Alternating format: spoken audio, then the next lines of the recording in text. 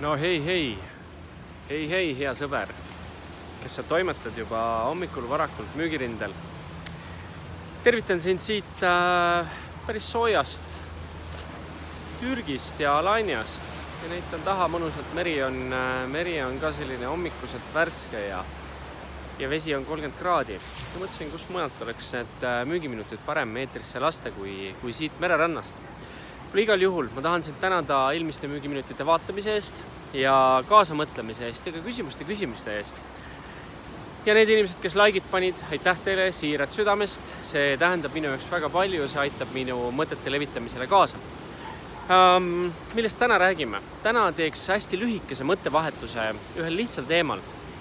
Ja selleks lihtsaks teemaks oleks selline mõttekäik siis, et mida müügitöö tähendab.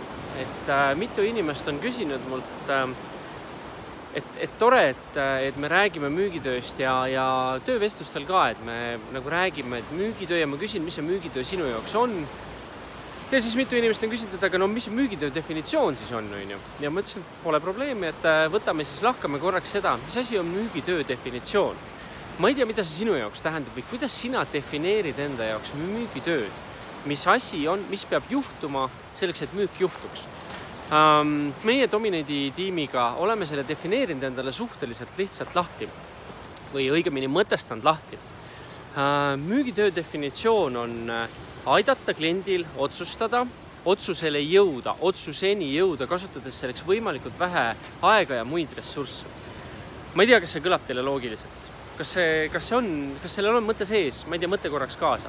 Aidata kliendil otsuseni jõuda, kasutades selleks võimalikult vähe aega ja ressursse. Nüüd, igaüks võiks küsida selle peale, et see otsus, milleni meie aitame kliendil jõuda, ei pruugi olla õige otsus. Mina mõtestan seda lahti niimoodi, et müüa võib 3 erineval võimalikul moel.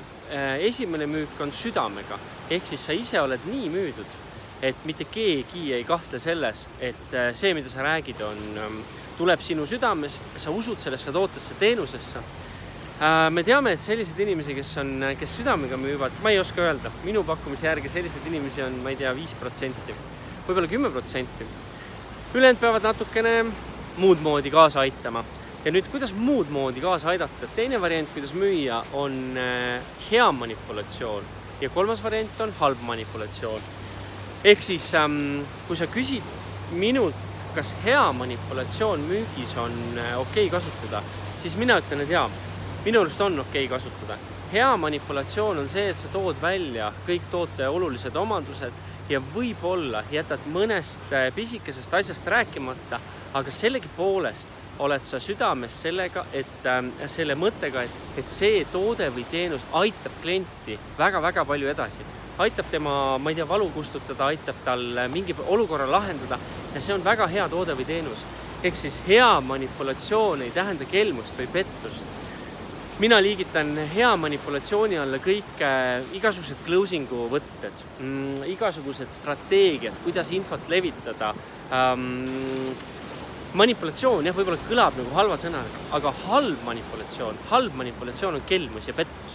Halb manipulatsioon tähendabki seda, et reaalselt sa sead enda eesmärgi, kliendi eesmärgist kõrgemale. Ja sinu ainus eesmärk ongi see, et kuidagi moodi ära müüa ja ülejäänud ei ole sinu jaoks tähtis, et ühekordne diil, raha käes, tšau-pljau. Ehk siis müüa südamega, müüa hea manipulatsiooniga, müüa halva manipulatsiooniga.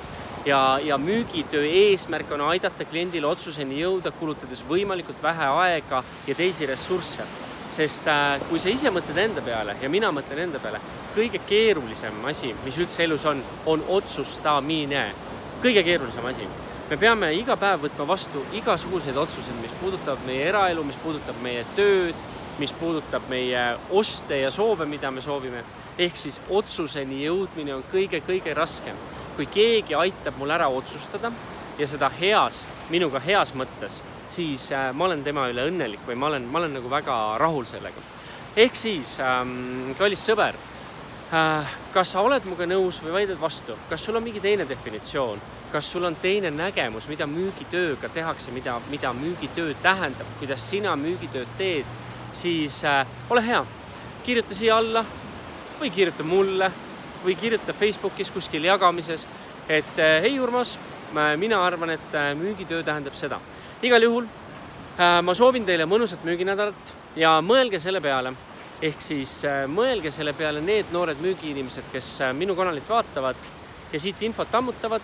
Kui see mõte sulle meeldib, et müügitöö on aidata kliendil otsuseni jõuda, kasutades võimalikult vähe aega ja muid ressursse, siis vajuta selle video alla like, jaga seda, ma olen sulle südamest tänulik, ma tervitan sind siit hommikuselt Alanya rannalt ja ma ütlen sulle ausalt, et siin müüki tehakse aastaringselt ja taaskord on päris palju nalja saanud just nimelt elupõliste müügimeestega asjade üle arutledes.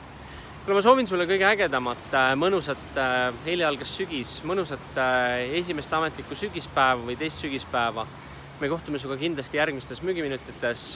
Ole tubli, müü hästi. Ciao!